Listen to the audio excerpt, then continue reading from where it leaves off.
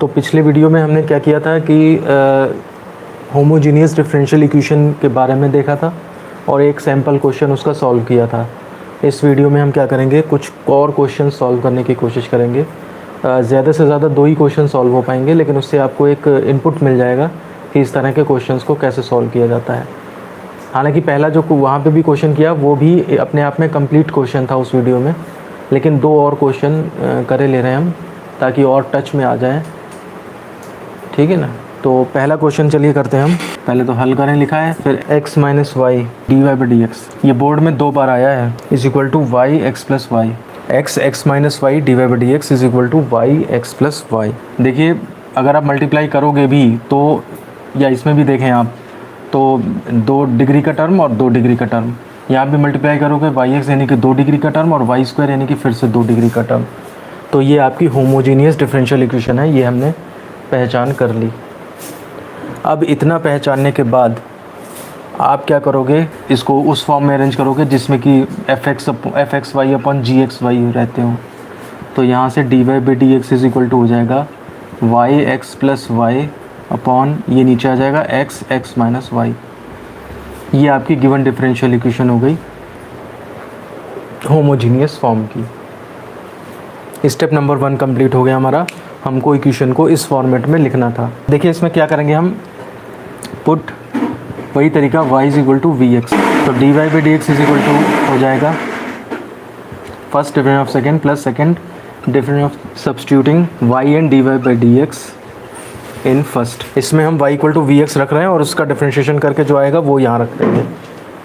ये वही प्रोसीजर है जो हमने अभी पिछले क्वेश्चंस में किया था। अच्छा, तो ये चीज़ें मैं अब मिटा रहा हूँ, है ना, मैं यहीं पे लिखे दे रहा हूँ इसके नीचे। D y by d x की जगह हमने क्या लिख दिया, v plus x d v by d x is equal to, इधर क्या करेंगे हम, y की जगह वी एक्स, तो v x x plus v x upon x minus v x. इसमें देखिए अब नेक्स्ट स्टेप था x कट जाएगा, तो देखिए x कॉमन ले लीजिए वहाँ से, तो v x square 1 plus v upon x बाहर निकाल लीजिए, x square 1 minus v, x square cut गया, v plus x d v by d x. देखिए ऐसा करने से होता क्या है कि x यहाँ पे रह जाता है, बस बाकी सब गायब हो जाता है, इधर उधर नहीं फंसा रहता, फिर वो सब हट जाता है, v इधर ले जाके माइनस हो जाता है। एक कॉमन सा प्रोसीजर आप ध्यान में रखिए इस चीज़ को। तो यहाँ पर आप देखिए क्या हुआ, v उधर ले जाइए, है ना, x d v by d x is equal to v plus v square, है ना, ये इस तरह से अपॉन 1 माइनस वी और प्लस माइनस का v, यहाँ पे फिर एलसीएम ले लीजिए 1 minus v plus v square minus, और ये 1 है तो क्या हो जाएगा 1 minus v minus v square, v से मल्टीप्लाई तो होगी v minus v square x d v by d x. तो x d v by d x is equal to हो जाएगा, कुछ कटेगा क्या, वी स्क्वायर से नहीं कटेगा कुछ नहीं, वी और वी कटेंगे, हाँ। तो ये हो जाए कितना हो जाएगा, वी स्क्वायर और प्लस वी स्क्वायर यानी कि 2v square upon 1 minus we. देखिए ज़रा, मुझे पता नहीं लग रहा है कि मैंने सही कर दिया है गलत, आप लोग ज़रा इसे करिए और बताइए मुझे कितना आ रहा है। अब वेरिएबल सेपरेबल में करने के लिए क्या करेंगे आप, ये सारा इधर ले आइए और x उधर पहुँचा दीजिए, तो 1 minus v upon 2v square is equal to क्या, d is equal to d x upon x. ये देखिए वेरिएबल सेपरेबल में आ गया। इंटीग्रेटिंग बोथ साइड, तो 1/2 बाहर कर लीजिए, 1 minus v upon v square d v is equal to integral d x upon x is equal plus c. हालांकि मुझे लग रहा है लॉग में जाना चाहिए, देखते हैं फिर बैल। तो ये हो जाएगा आपका हाफ, इसमें क्या है सेपरेट, बस सेपरेट कर दीजिए इसको, इंटीग्रल ये हो जाएगा 1 by v square minus v by v square. V by v square का मतलब समझते हैं, 1 by v d v is equal to ये लॉग एक्स प्लस सी। अब इसका इंटीग्रल कर दीजिए हाफ, और इंटीग्रल हो जाएगा इसका 1/v स्क्वायर का, 1/v स्क्वायर का देखिए v टू द पावर -2 जाएगा, फिर v to the power -2 plus 1 upon -2 plus 1, तो यानी कि v to the power -1 upon -1।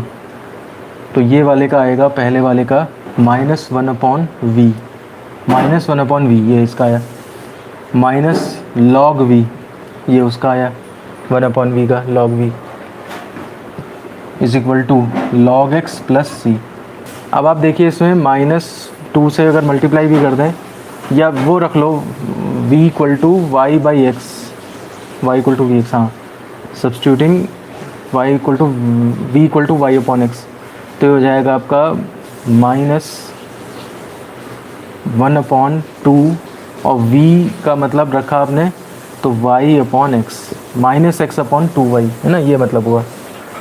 फिर उसके बाद -1/2 और log y बाई एक्स, 1/2 से मल्टीप्लाई भी कर रहा हूँ और वो वैल्यू भी रख रहा हूँ, इधर कोई फ़र्क नहीं पड़ता, log x प्लस c है, ठीक है, ऐसे ही रखा रहने दीजिए। अगली लाइन में क्या करिए, 2 से मल्टीप्लाई कर दीजिए, तो ये हो जाएगा -x/y minus log y by x is equal to 2 log x plus 2c। अगर हम 2 नहीं हटाते थे तो ये अंडर रूट सब में क्रिएट करता जा करके, इसलिए 2 को साफ़ सुथरा करने के लिए ये हाफ को हटा लिया हमने। अब देख लीजिए put 2c is equal to log k मान लीजिए, भाई कांस्टेंट है, हम log की फॉर्म में माने, और ये log वाला भी उधर ही ले जाइए, तो ये हो जाएगा -x/y is equal to 2 log x। 2 log x को मैं x के ऊपर चढ़ा दूँ पावर, यानी कि log x² plus log y by x plus log k। अब ये 3 log हैं, सबको ऐड कर दीजिए, मतलब सब एडेड हैं तो मल्टीप्लाई में आ जाएंगे, तो log x² into y by x into k, समझ रहे हैं आप, कंबाइन कर दिया हमने log को, -xy इधर ही है, x से एक x कैंसिल, तो ये आएगा, इसको थोड़ा लेफ़्ट में लिख लें तो log ऑफ एक्स वाई के इज इक्वल टू -x/y। अगर उधर भी log होता तो वो हट जाता, लेकिन ऐसा नहीं है, तो इसलिए हम क्या करेंगे, जब हमें ज़बरदस्ती log इंट्रोड्यूस करना हो तो e log x minus y, मतलब e to the power raise कर देते हैं डायरेक्ट। ये मेथड याद है आपको, कभी करा होगा इस तरह से, log e to the power -x/y, ये आप इस तरह से कर दीजिए, log e चढ़ा दें हम, तो देखिए -x/y आगे आएगा और log e 1 होता ही है, बेस यहाँ पे e रहेगा, ये ध्यान रखिएगा, लिखा नहीं जाता, बेस e रहता है। ये आपका log x y k आ गया। अब log हट जाएंगे तो आपके x y k equal to e to the power -x/y, ये आपका यही अभीष्ट हल है, this is the required solution. ये क्वेश्चन हालांकि लंबा तो नहीं है जो आप कराने जा रहे हैं, लेकिन कुछ मतलब ट्रिकी है, मतलब एक बार सामने आएगा तो आप सोचोगे कि हाँ कैसे करेंगे हम इसे, लेकिन देखिए अपने रूल्स पे आप अगर टिके रहेंगे तो ये हो जाएगा, कोई ऐसी बात नहीं है। क्वेश्चन लिखिए, ये भी जो है बोर्ड में आया हुआ क्वेश्चन है, हल करें। इसमें 2 पार्ट हैं, first part x sine y upon x dy by d x, y sine y by x minus x. Second part में यही सेम चीज़ है, पूरी इक्वेशन सेम है, यदि y1 equal to pi by 2, तो अगर पेपर में आपके ऊपर वाला आया तो सॉल्व करके कर दोगे, और अगर नीचे वाला आया तो उतना तो करना ही पड़ेगा जितना फर्स्ट पार्ट में करना है, और फिर बाद में वो कंडीशन और पुट करके आंसर थोड़ा और सिंप्लीफाई हो जाएगा, तो वो बात की बात है देखना हमारे लिए। तो आप नोट कर लीजिए क्वेश्चन, मैं इस दूसरी लाइन को मिटाने जा रहा हूँ क्योंकि इसकी ज़रूरत बाद में पड़ेगी, हम पहले इक्वेशन सॉल्व करेंगे। अब आप यहाँ पे ये देखिए, इस y बाई एक्स और इस y बाई एक्स को थोड़ा सा भूल जाइए। क्यों भूल जाइए? आपको पता होना चाहिए, फिज़िक्स में आपने पढ़ा होगा, जो साइन और कोसाइन टर्म्स होते हैं इनकी डायमेंशंस नहीं होती हैं। ये actually y by x angle होगा यहाँ पे, तो इसकी कोई डायमेंशन नहीं होगी, तो साइन के अंदर केवल एक एंगल रहेगा। तो इसलिए आपके डिग्री जब या पावर समघात की काउंटिंग करेंगे तो आप इस टर्म को इन्वॉल्व नहीं करेंगे, इसकी कोई वो नहीं है वैल्यू, डिग्री काउंट करने में इसकी कोई वैल्यू नहीं है। घात, आपको घात केवल कितनी की काउंट करनी है, देखिए ये 1 घात है, ये 1 घात है, और इस टर्म की भी घात 1 है। साइन के अंदर के उसके वो घातें मत काउंट करिएगा। वैसे भी देखिए आप डिवाइड में है तो घातें वैसे भी 0 हो जाएंगी अगर आप घात के हिसाब से काउंटिंग करेंगे। तो देखने पे ये समघात डिफरेंशियल इक्वेशन लग रही है, ठीक है ना। तो हमें बस क्या करना है, उस फॉर्मेट में अरेंज करना है। तो पहला काम यही था, d y d x equal to y sine y by x minus x upon, और ये वाला टर्म नीचे आ जाएगा, x sine y by x.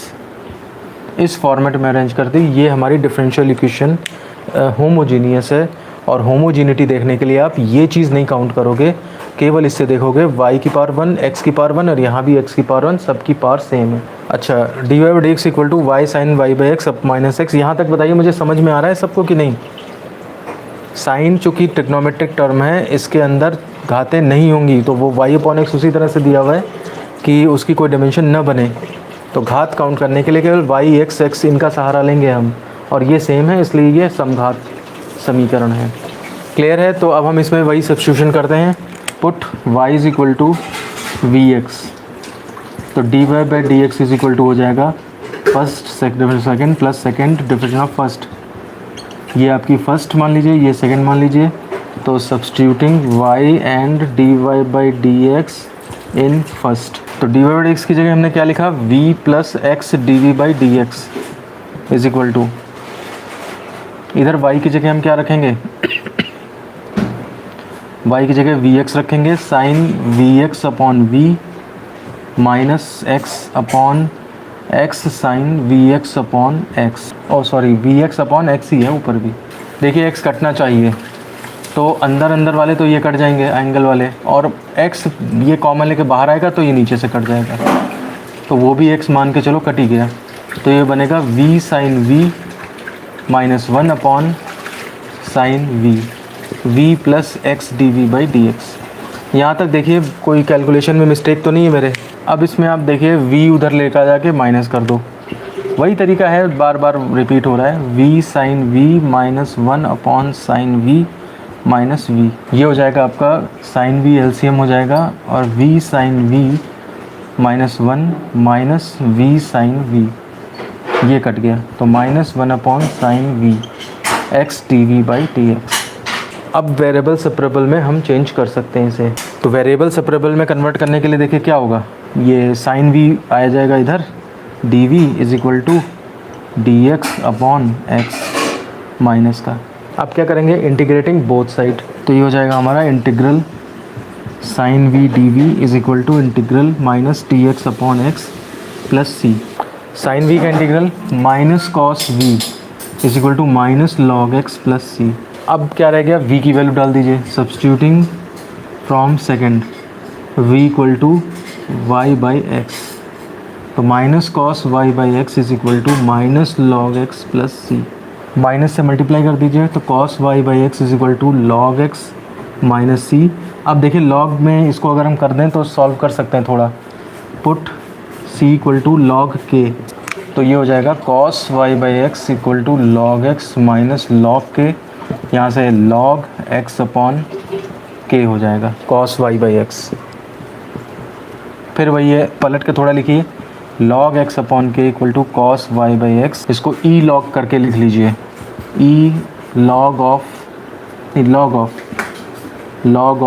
E to the power cos y by x log x upon k, log log हट गया, x upon k equal to e to the power cos y by x, यानी कि x equal to हो जाएगा, ये multiply में चला जाएगा, k e to the power cos y by x. ये हमारा सॉल्यूशन, यही अभीष्ट हल है या अभीष्ट सॉल्यूशन है, कैसे भी कहिए इसको। सेकंड पार्ट देखिए क्या है, सारा क्वेश्चन यही है और लास्ट में कंडीशन डाली है कि यदि y1 is equal to pi by 2। तो ये देखिए जैसे कांस्टेंट ऑफ इंटीग्रेशन जब हम पढ़ते हैं मैथ्स में कि किसी इंटीग्रल के साथ और प्लस c लगा हुआ है, तो इस c को निकालने की क्या दो कंडीशन होती हैं। इस कांस्टेंट को निकालने के लिए या तो बाउंड्री कंडीशन का सहारा लिया जाता है या फिर आप लिमिट्स दे दो, तो ये कांस्टेंट नहीं आएगा। तो बाउंड्री कंडीशन से कैसे निकालेंगे हम वैल्यू, तो वो उसका एक एग्जांपल यहाँ पे दिया हुआ है। हालांकि फ़िज़िक्स में आप ये काम कई बार कर चुके होंगे, यहाँ भी देखोगे आप तो सिंपल आपको समझ में आ जाएगा। हमारे पास सॉल्यूशन आया है x इक्वल टू इतना, वी है, पहले तो आप वही सॉल्व करोगे। अगर आपके पास सेकेंड पार्ट ही आया है पेपर में, तो पहले आपको वो इक्वेशन तो सॉल्व करनी पड़ेगी। वी हैव सॉल्यूशन और कितना, x equal to k e to the power cos y by x, ये सॉल्यूशन आया हमारे पास। अब अकॉर्डिंग टू बाउंड्री कंडीशन, ये बाउंड्री कंडीशन दी है। बाउंड्री कंडीशन क्या है, y one equal to pi by two. Y one का मतलब क्या हुआ, y equal to f x ही तो रहा होगा, तो वाई वन का मतलब एक्स इक्वल टू वन, ये वन का मतलब x equal to one. Eight x equal to one y की वैल्यू पाई बाई टू है। ये डिटेल में मैंने बाउंड्री कंडीशन लिखी है, जो कि वहाँ पे शॉर्ट में लिखी है। तो at x equal to one, ये कंडीशन समझ में आ रही है। मैं ये पूछ रहा हूँ आप लोगों से कि y one equal to pi by two लिख दिया है, इसका मतलब एक्स की वैल्यू जब वन डालेंगे तो वाई की वैल्यू पाई बाई टू आनी चाहिए। ये कंडीशन मैंने डाली है। तो ये कंडीशन दे करके क्या किया है, इस इक्वेशन में जो ये अननोन टर्म था, ये कांस्टेंट टर्म था, इसकी वैल्यू निकल आएगी हमारे पास। तो थोड़ी देर के लिए आप इसको इक्वेशन नंबर थर्ड मान लीजिए। तो सब्स्टिट्यूटिंग इन थर्ड, ये बाउंड्री कंडीशन थर्ड में अप्लाई कर दीजिए। तो x की वैल्यू 1 है when k e to the power cos, और जब आपने कॉस की अंदर क्या होगा y अपॉन एक्स, तो y की वैल्यू कितनी हो जाएगी पाई बाई टू और अपॉन 1, यानी कि 1 is equal to k e to the power cos pi by two. Cos 90 क्या होता है 0, तो k e to the power 0, यानी कि 1 is equal to k into 1, यानी कि k इक्वल टू 1 आया। कहने का मतलब है जो गिवन बाउंड्री कंडीशन के बेस पे मैंने कांस्टेंट ऑफ इंटीग्रेशन की वैल्यू 1 निकाल ली। ये अभी हमारा सॉल्यूशन कौन सा था, ध्यान करिए, ये जनरल सॉल्यूशन था। और अब क्या हो जाएगा, k इक्वल टू 1 डालने पे वो पर्टिकुलर सॉल्यूशन हो जाएगा। ठीक है ना। अगर किसी को याद है ये बात तो उसे समझ आ रहा होगा कि ये जनरल सॉल्यूशन है जिसमें आर्बिट्रेरी कांस्टेंट, और ये आपका इस तरह का सॉल्यूशन हो जाएगा। खैर बहरहाल उससे कोई ज़्यादा मतलब नहीं। k की वैल्यू 1 आ गई तो हम थर्ड में पुट कर देंगे, substituting k equal to 1 in third. तो जो सॉल्यूशन जनरल था हमारा वो अब पर्टिकुलर वैल्यू ले लेगा इस कंडीशन के हिसाब से। तो x इक्वल टू k का मतलब 1 हो गया e to the power cos y by x. ये चीज़ इसमें एक्स्ट्रा थी। अब आप देखिए फिज़िक्स में ये प्रोसीजर कई बार कराया जाता है, कई बार करा होगा आपने, ठीक है ना। लेकिन यहाँ पर मैथ्स में जो है इस कंडीशन में थोड़ा नया लग रहा था, लग हो सकता है लग गया आपको नया, तो इसलिए मैंने इसको करवा दिया है। चलिए फिर इसी के साथ हम ख़त्म करते हैं क्लास।